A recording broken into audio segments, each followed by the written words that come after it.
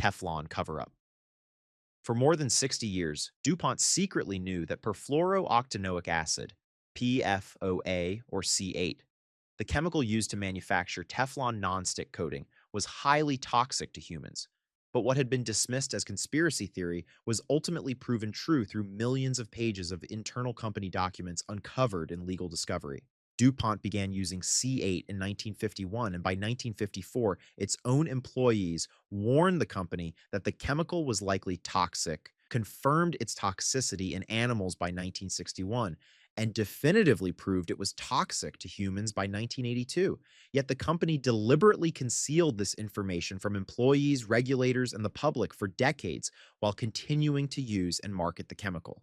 In 1981, DuPont secretly removed all women of childbearing age from C8 exposure areas without explanation, a covert admission that the chemical caused severe birth defects, as documented pregnant workers delivered babies with eye defects, missing nostrils, and malformed tear ducts with C8 detected in their umbilical cord blood. In 2000, when West Virginia drinking water was found contaminated with C8, DuPont assured health officials that its own toxicological and epidemiological data proved the chemical was safe, a claim contradicted by secret internal documents showing DuPont knew C8 caused kidney cancer, testicular cancer, thyroid disease, ulcerative colitis, and pregnancy-induced hypertension.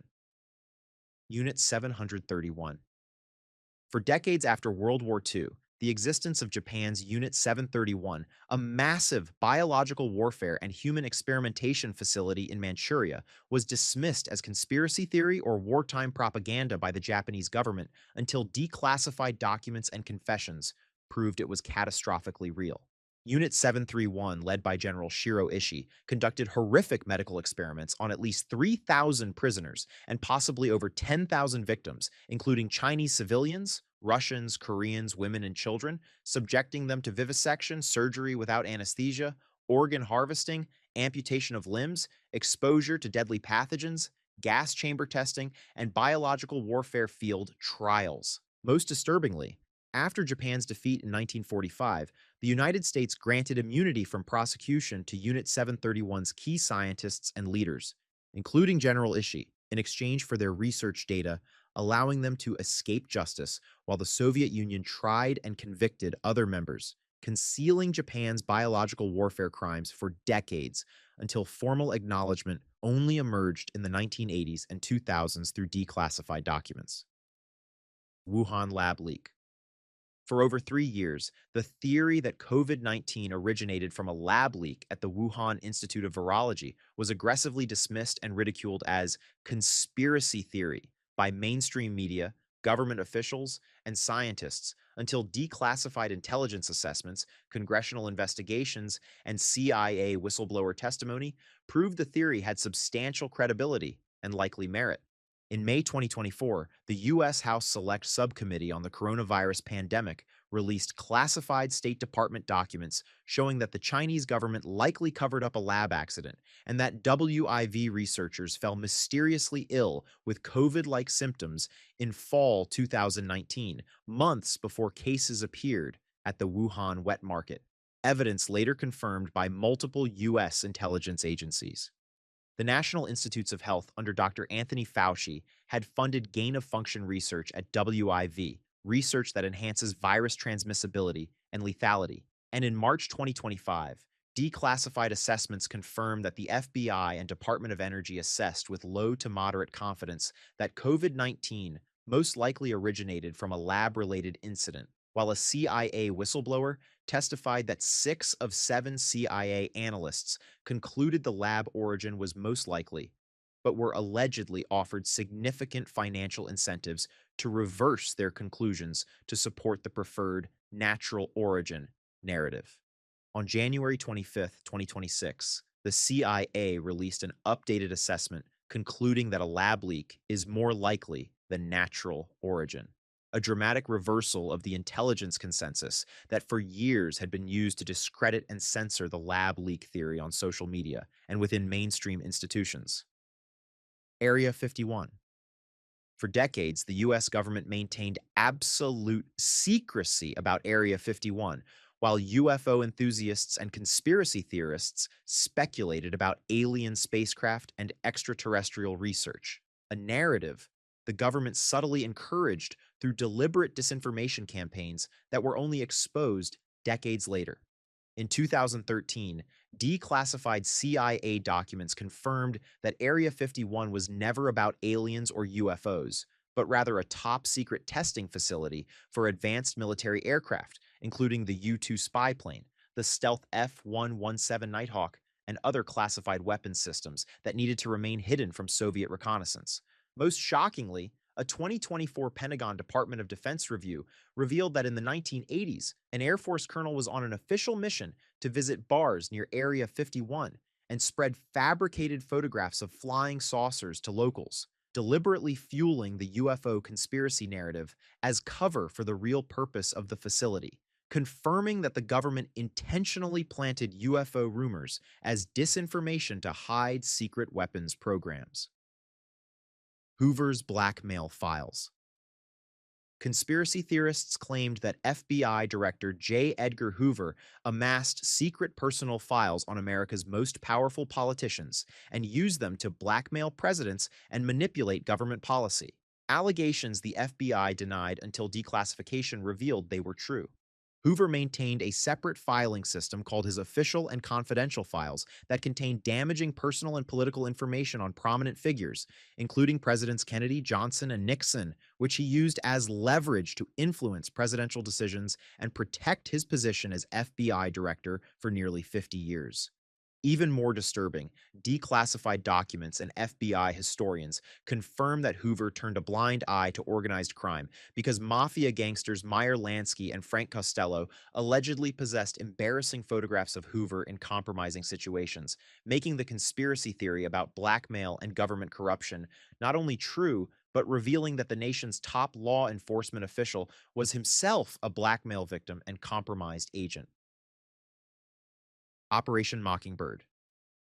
Conspiracy theorists alleged that the CIA had systematically recruited American journalists and infiltrated major news organizations to control narratives and suppress stories.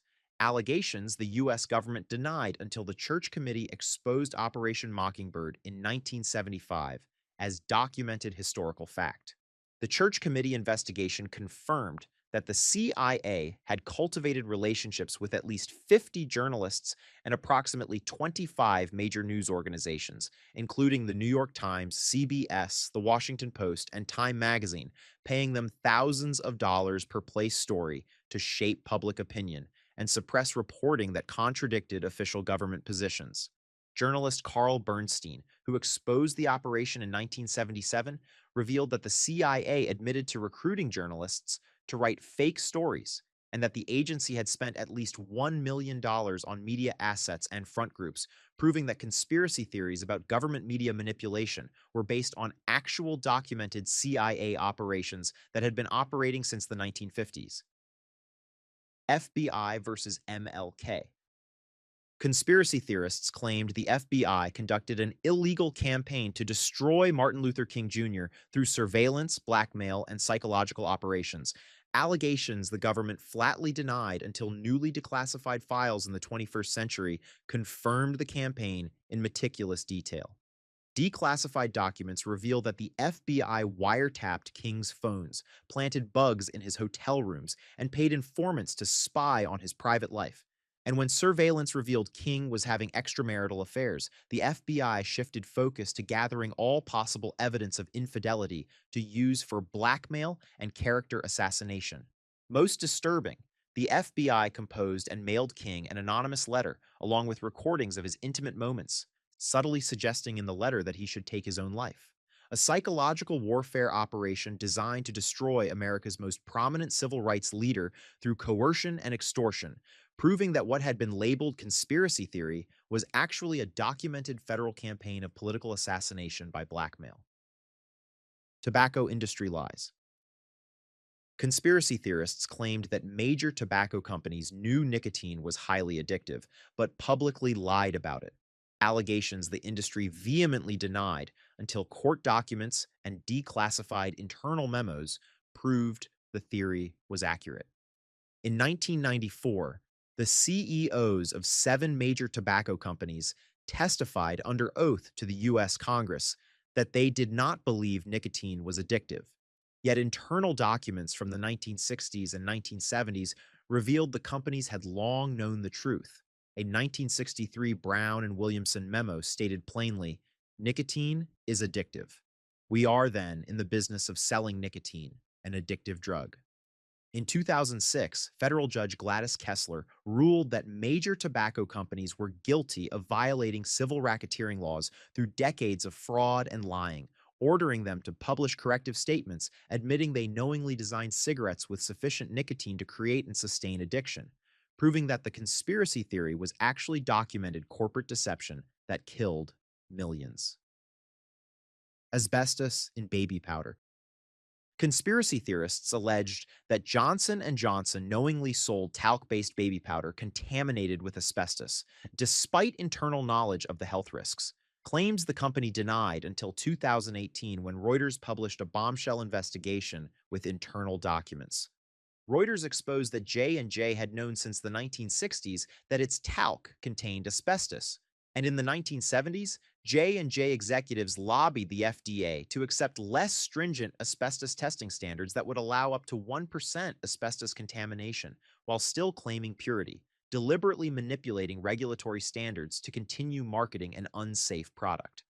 As of 2025, over 13,000 lawsuits remain pending against J&J for asbestos-contaminated baby powder, with jury verdicts ranging from $25 million to $4.7 billion, and a 2025 UK lawsuit filed by 3,000 claimants has emerged with internal company documents allegedly proving J&J continued selling contaminated powder while marketing it as safe and pure to mothers worldwide. Nestle infant formula campaign. Conspiracy theorists claimed that Nestle deliberately implemented a deceptive marketing campaign in developing countries that caused mass infant deaths, a claim the company vehemently denied until declassified documents and historical research confirmed the tragic truth.